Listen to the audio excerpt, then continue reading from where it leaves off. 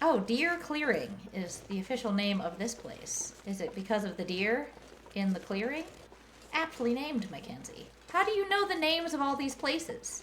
Do you have other voices in your head besides me? I must say that makes me a little bit jealous. On day 31, we woke up in a cave, ready to explore and hoping to find a familiar region on the other end of it. As we made our way through the cave, we found lots of goodies, including a cooking pot, before eventually making it to the exit, where we found ourselves in the Ash Canyon region yet again. So we made a map to see exactly where we were, and we decided we weren't ready for this region yet and retreated back into our cave. So we backtracked all the way through the cave back to Timberwolf Mountain, and we decided we were going to explore the area in front of the cave a bit. We said hello to a cute little deer family, and we found another cave, where we took a quick pit stop so we could make ourselves some nice hot tea. Once we were warmed up, we left the cave and began exploring the area, making maps along the way, when we ran into another bear. Oh, no, thank you. Nope, nope, nope, nope, nope. So we ran all the way back to our safe deer clearing, where we did some foraging, before heading back to our cave and calling it a night.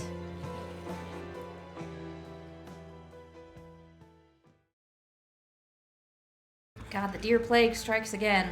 Hello, sweet deer. I'm sorry for the plague. It's plaguing these lands. The next morning, we left our cave and started making our way back towards our cabin. We climbed down the rope and found a very angry wolf at the bottom. This wolf was particularly scary because he did not seem bothered by torches, only stones. But we eventually scared him off and made a fire and some nice hot tea to calm our nerves. Then we took a torch and continued on our way. We made our way to a clearing where we saw some ptarmigans a few days before, hoping we could catch one and turn it into broth with our newly found cooking pot. Unfortunately, the ptarmigans did not appear to be there, but we did find another cave. Naturally, we went inside to see if it had anything good, but other than a single piece of firewood, it had nothing. So we headed back out and decided to make a map of the area, where we noticed that Echo Ravine was pretty close by. Letting our curiosity get the better of us, we headed towards the ravine. When we found the ravine, it wasn't exactly the shortcut we were hoping for, but it did have a tree bridge so we could cross over it. Still curious, we pushed onwards and found another dead deer. Unable to contain our curiosity, we made another map and decided to just keep going forward. Eventually, we found more plain pieces and some more juicy looking boxes. So we whipped out our favorite hacksaw and found some tasty treats. And that's when we heard the cougar. Thoroughly spooked, we started running back the way we came. After putting some distance between us and the cougar sounds, we went back to our deer carcass and started to harvest it. But after some time, the wind picked up and started to blow out our fire. We picked up most of our stuff and hurried back the way we came. After waiting out the bad weather in the cave we found earlier, we slowly hobbled our way all the way back to our primary cave tunnel, where we laid down our bedroll and called it a night. We're staying positive. We're gonna make broth. We're gonna be the queens of soup. In the cold light of day, we realized we had left our cooking pot over in cougar territory. So we made ourselves some tea and then headed right back out, up the hill and through the cave, back towards where we left our cooking pot. When we finally got a bit of good news, we noticed that the ptarmigans had returned. Excited at the prospect of making broth, we crept towards the ptarmigans. Oh, no. Oh! Wait, I got one by some miracle. Oh, hi. I'm sorry, I'm gonna make you into broth though. And with that, our day got a little better, and we continued the rest of the way to rescue our cooking pot. Once the rescue mission was complete, we headed all the way back to our cave, where we finally got to make our broth. Then it was time to pick up all the garbage we had accumulated. Too much stuff to carry. And slowly crawl our way out of this cave and back to our original cave, where we did a few chores, then went to bed.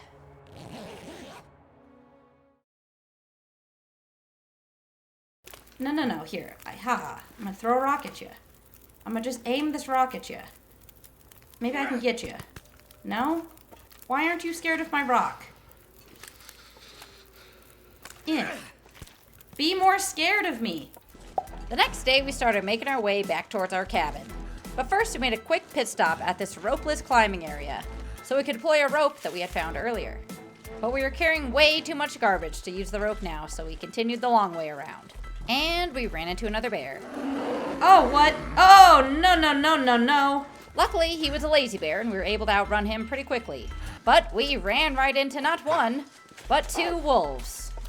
And while running away from the wolves, we snapped one of our ankles. In pure panic mode, we hobbled down the hill and plopped down a fire in the middle of the river. Then we scared away one of the wolves and quickly tended to our wounds. Now that we had calmed down a bit, we started making our way towards the cabin again, with the wolves still hot on our heels. But we managed to make it to the cabin unscathed, and we immediately made ourselves at home and started organizing our garbage all over the cabin. Then we just sat in the cabin and did a few chores, with the wolves still waiting right outside our cabin. But eventually the wolves lost interest, so we decided to sneak outside to go on a stick run. We also made a map of the area to kill some time and just feel alive. But eventually we got cold, so we decided to head back to the cabin and just go to bed, ready to put this stressful day behind us. Put the coal on the shelf. Make a little coal shrine. Oh, beautiful. Oh, Mackenzie. Civilized living. Cozy cabin life. That is us all over. The next day, we decided to take a break from life and just chill in our cabin. Thank goodness for that. We started the day by making ourselves a nice breakfast. Then we decorated our cabin, trying to make it feel just a little more homey. Then we headed outside to the ice fishing hut to do some fishing, where we got a pretty good haul. As we were heading back to the cabin, a jealous wolf came and tried to steal our fish, but we just ignored him and just enjoyed the beautiful starry night instead. Once we got back to the cabin, we cooked up our fish, then snuggled up in our nice warm bed and called it a night.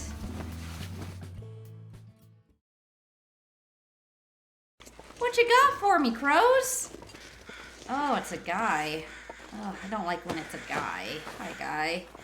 After a very successful fishing trip yesterday, we decided today was the day that we were going to stop starving Mackenzie, so we could eventually get a bonus to our carrying weight. But in the meantime, we decided to explore the area around our cabin. We started our journey by going behind our cabin to check on our snare, which, to our surprise, actually caught something. Then we decided to just kinda wander around, going wherever our heart desired, and of course, making maps along the way.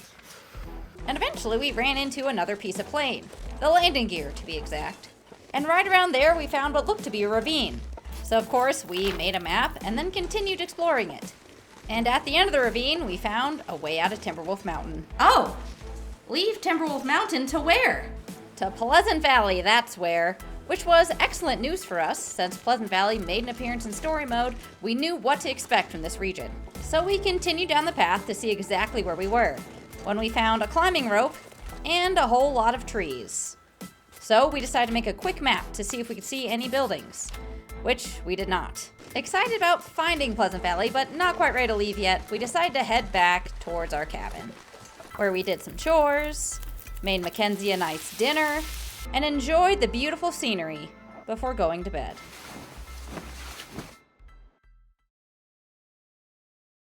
All right, focus, Mackenzie. You just made an entire pair of pants. Surely you can patch up some underwear. You got this. The next morning, we woke up and realized that some of our deer hides were finished curing. So we decided to get to work on our second pair of deerskin pants. After a few hours of intense sewing, we decided to give Mackenzie a break and go check on our snare again, which, surprisingly, caught another bunny. But then we headed back to the cabin and got back to work on our deerskin pants. And once they were done, we wasted no time putting them on and replacing our ragged jeans, which we tore apart and used to repair some other clothes. And by the time that was done, it was dark and time for bed.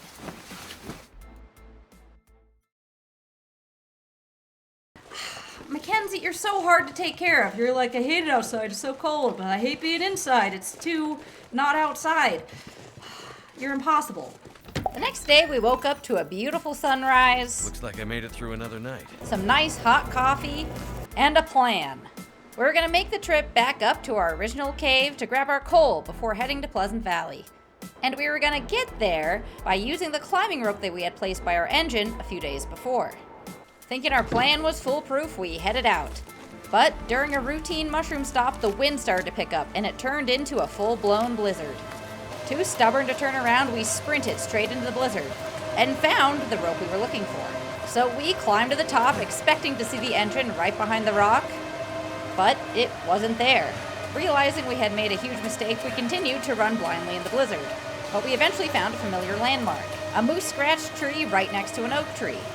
From there, we were able to find the river and follow it all the way to a climbing rope we had used before. Then we climbed the rope and started making our way confidently towards our cave. Cave, oh, thank God. Oh, I missed you, Cave. I'm so sorry I ever left you. Finally, in the safety of our cave, we picked up all the garbage we left there and did some chores while we waited for the blizzard to calm down. But when we went outside to check the weather, it was still pretty windy, so we decided we were just gonna stay the night in our cave. Unsure of what to do with our time, we went back in the cave and just passed time. And got another cabin fever risk. So we headed back outside to get Mackenzie some fresh air and to do some foraging. But Mackenzie eventually got cold again, so we just retreated back into the cave, hoping we didn't go crazy in our sleep.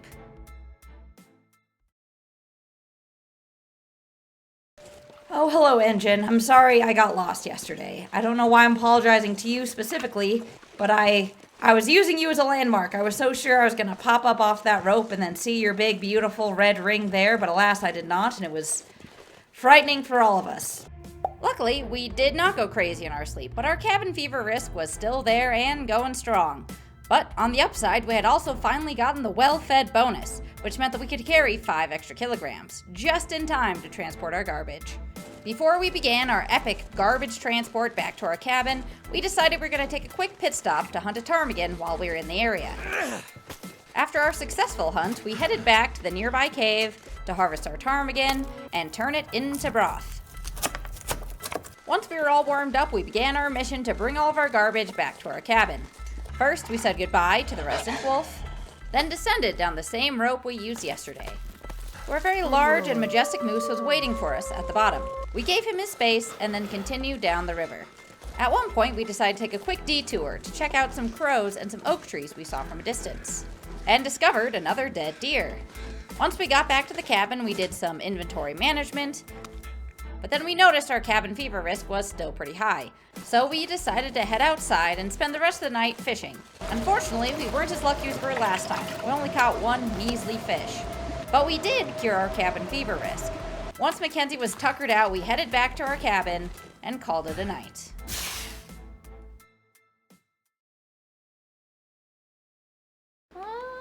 Let's use a fishing tackle. Why not? Failed? Then try again, Mackenzie. Mackenzie, do you need to be in your corner? Let's put you in the corner. I know you feel safer in your corner. Let's try that again. There we go, much better. Although we had such plans to go to Pleasant Valley today, we realized we had just too much stuff to climb down that rope. So we decided to just stay home and do some chores. We had some fun with our hacksaw, we repaired some clothes, and went on a little field trip outside to make sure Mackenzie didn't get cabin fever. We checked on our snare, and again, it had caught another rabbit. Since the weather was nice, we decided just to wander around and look for tea ingredients, when we heard the cougar again, which made us realize the horrible navigation mistakes we had made earlier.